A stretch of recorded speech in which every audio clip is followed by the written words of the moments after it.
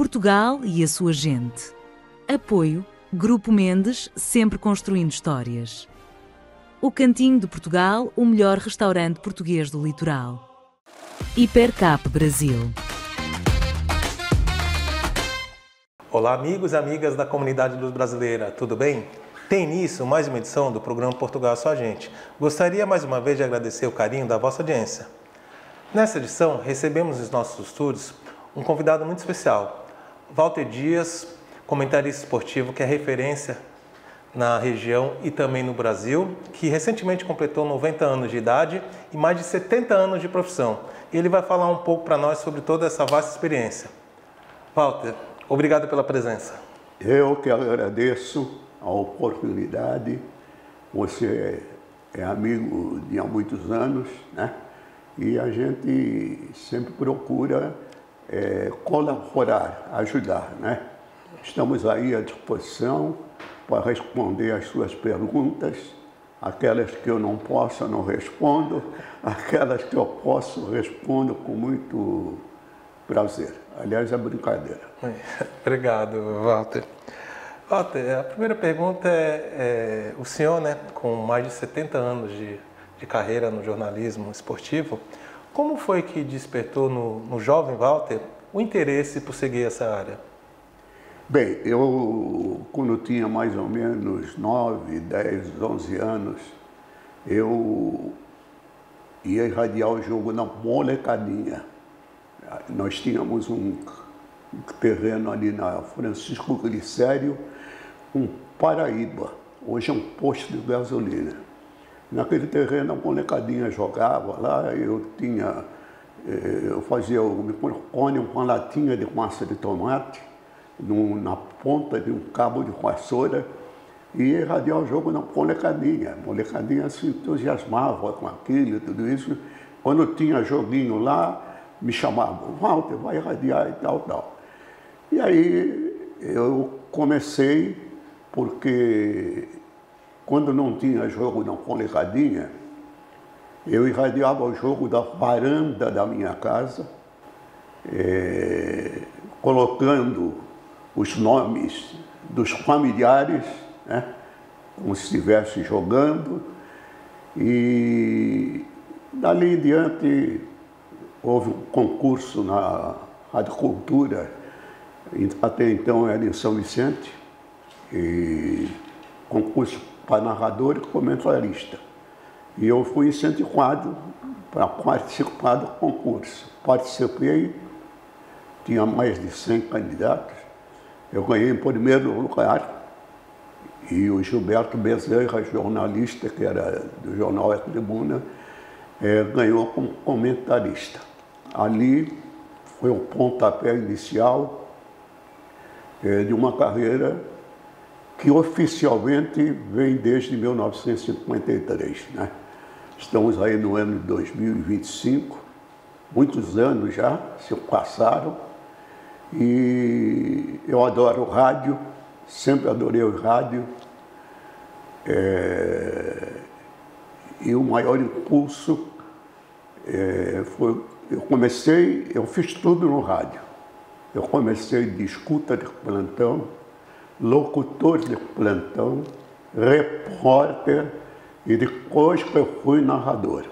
Agora, eu adoro mesmo fazer entrevista, comentar, tudo isso. Narrar, eu narrei porque naquela ocasião não tínhamos muitos narradores. Então, eu fui lançado pelo Wilson Brasil, que é um nome de destaque nacional, já faleceu. Ele me lançou como narrador na Rádio Cacique nos anos 60. Narrador, porque até então eu era repórter de campo do Rádio Clube de 54 até 60, quando eu fui para a Rádio Cacique, né? E de lá para cá, narrei futebol, na Cacique, na Guarujá, na Rádio Atlântica, onde eu tive uma passagem muito boa, onde eu me projetei realmente, apesar de na Rádio Cacique eu ter narrado 3 acontecimentos que marcaram a época para mim.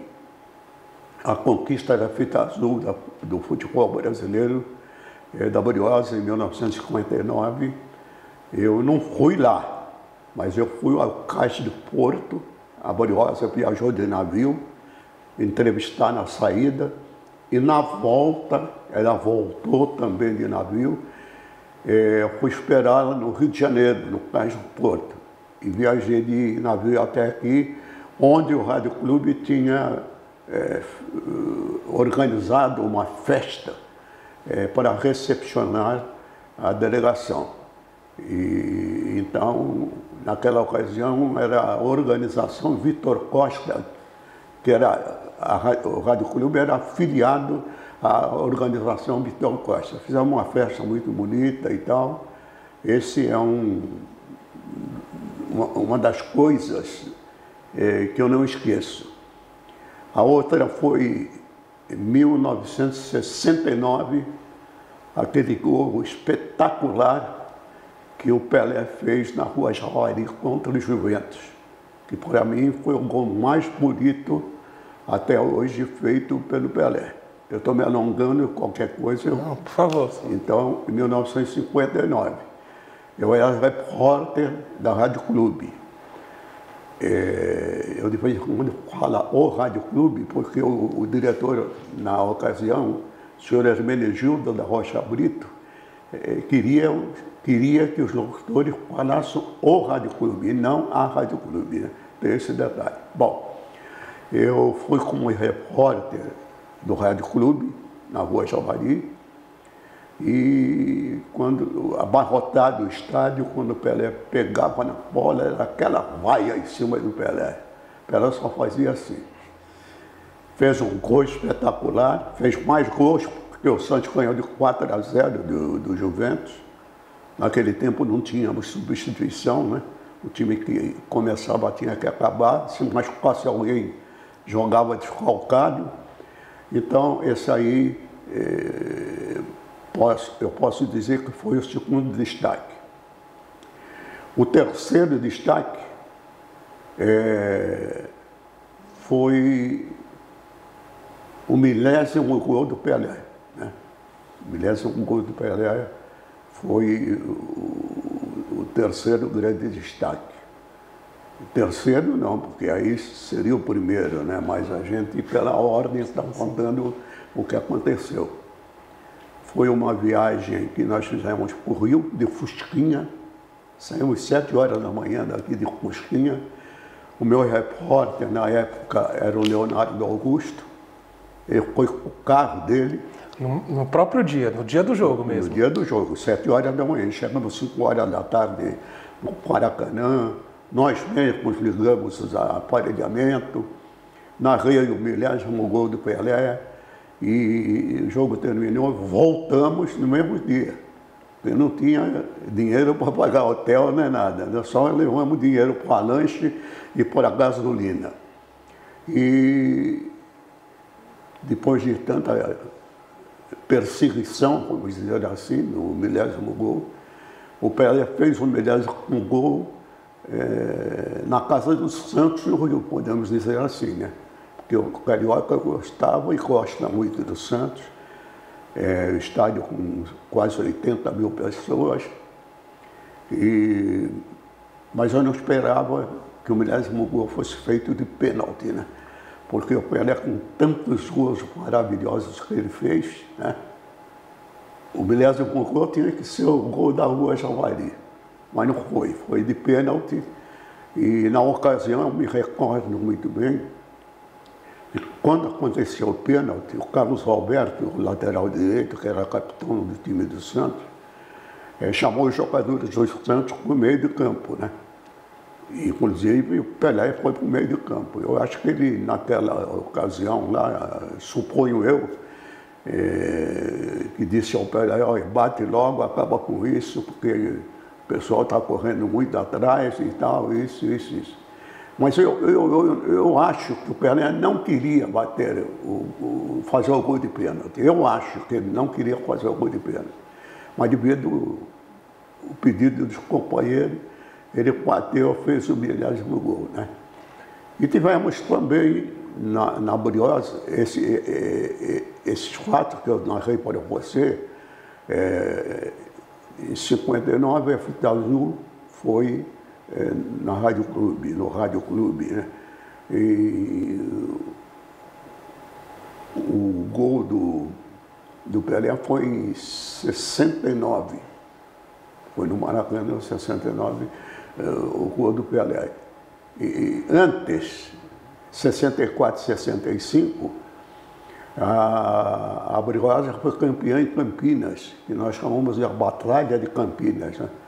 A Portuguesa ganhou o jogo lá de 1-0, gol de Samarone, aos 7 minutos do segundo tempo.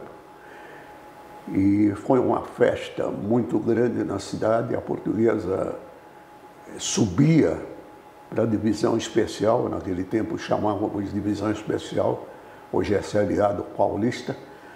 E essa aí também foi uma grande emoção. Eu estava na Rádio Cacique e foi a única emissora de Santos a transmitir esse jogo lá do Moisés e Clarelli, né? E tem outras narrações que eu fiz, tudo isso, mas eu apenas destaquei aquelas que eu acho que merecem assim uma atenção maior. Claro, claro, não, de certeza, seu Walter, são momentos inesquecíveis aí para o jornalismo esportivo do Brasil e especialmente da Baixada Santista, né?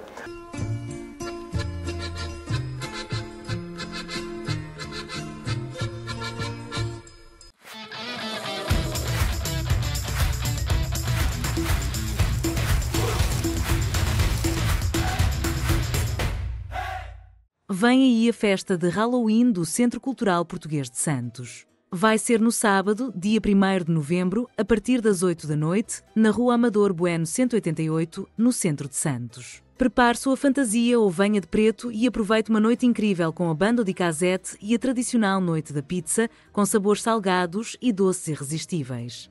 Não perca! Festa de Halloween do Centro Cultural Português de Santos, sábado, dia 1º de novembro. Informações pelo telefone 13 3219 3079 ou WhatsApp 13 99171 6643. Venha curtir com a gente. Apoio Portal TV Portuguesa. Imagina você poder comer a melhor comida portuguesa sem ter de viajar. Aqui, pertinho da sua casa, você tem uma excelente opção, o Cantinho de Portugal. Venha nos conhecer a nossa gastronomia. Venha visitar o Centro Cultural Português de Santos.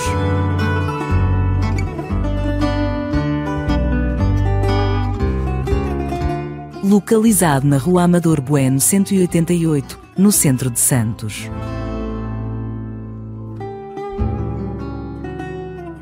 Faça uma pequena viagem no tempo e conheça a história de Portugal.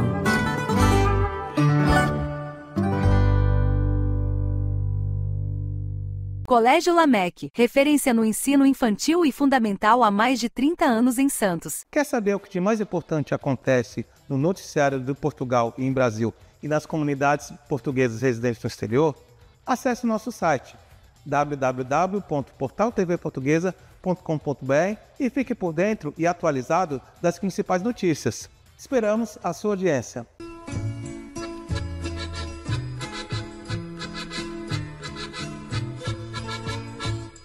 Agora, só voltando um pouco a esse gol do Rei Pelé na Rua Javari, né? É que, é claro, na época, né, não houve filmagem do gol, né? Mas foi feito, anos depois, uma reconstituição do gol, né? O senhor chegou a ver, foi mais ou menos aquilo que a reconstituição mostrou? Não foi bem. Eu cheguei a ver. Não foi bem.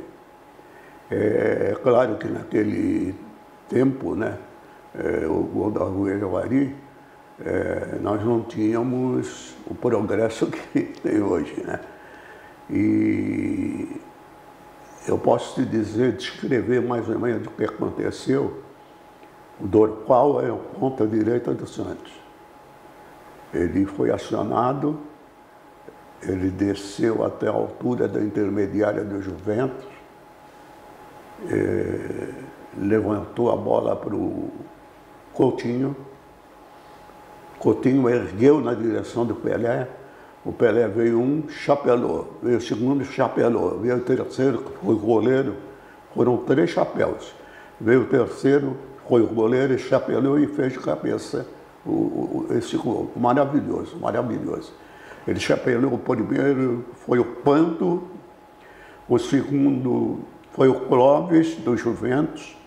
E o terceiro foi o Mondionça, que era o goleiro do Juventus. Aí o estádio caiu, né? Imagino, né? E, seu Walter, também, aí voltando também ao milésimo gol, né?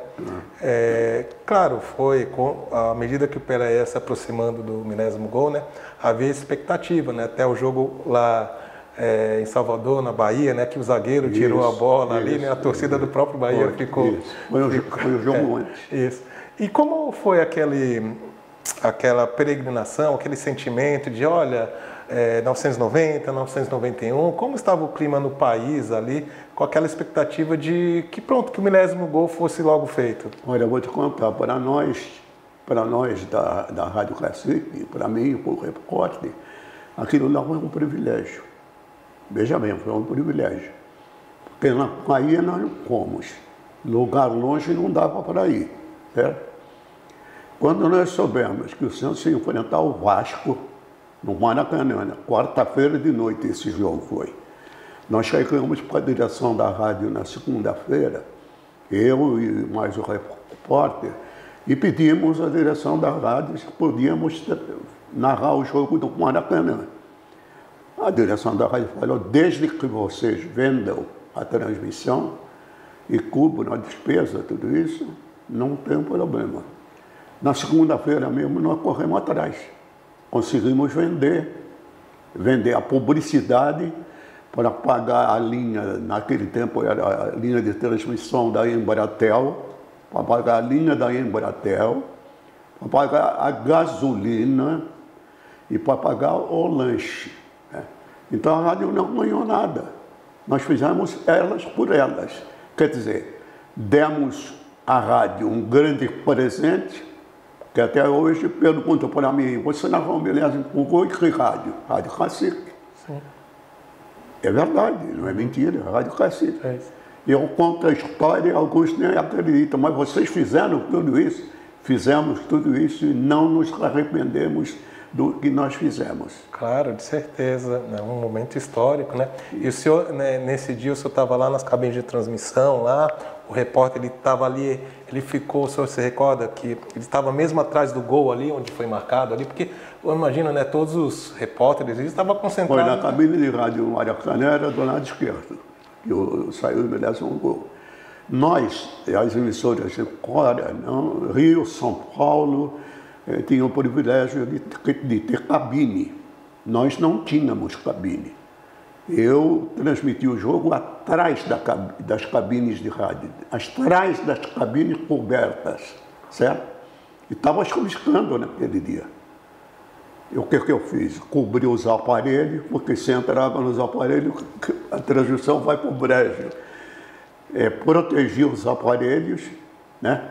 E eu falei, deixa para lá, não era chuva forte, era chuva fininha, né? E fomos em frente. Só que privilégio. Meu repórter, o Leonardo, ele instalou dentro do campo. Ele que ficou atrás do gol. E eu fiquei na cabine aqui, né? Sim. Então, era eu e ele, não tínhamos comentarista. No intervalo do jogo, nós batemos um papo, eu e ele, a respeito do jogo. E eu imagino que ele, depois do gol, né, deva ter sido um dos inúmeros repórteres, né, que assim que o Pelé fez o gol lá contra o Andradas, né, ele também se dirigiu dentro do campo. Ele né? invadiu o campo como os outros invadiram, né?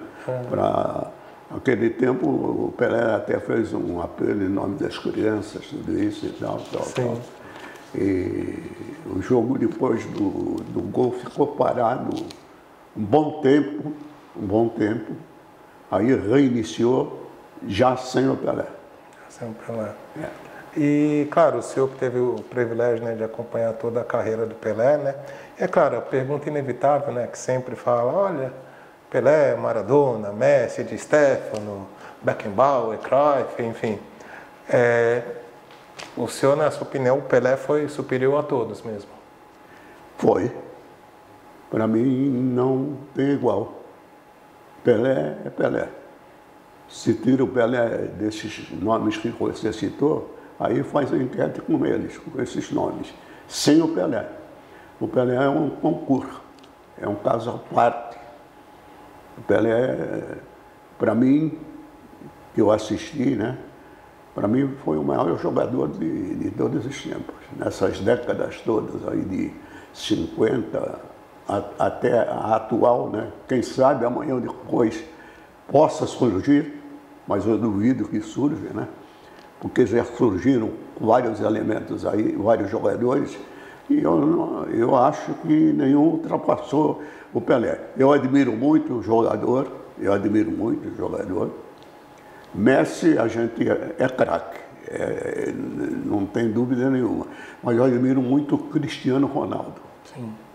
Esse é um atleta que a gente pode dizer exemplo de profissional de futebol, tanto dentro do campo como fora do campo. Certo. Eu admiro muito o Cristiano Ronaldo. Sim. E ele está, claro, em vias de alcançar o 100º gol também, né? É.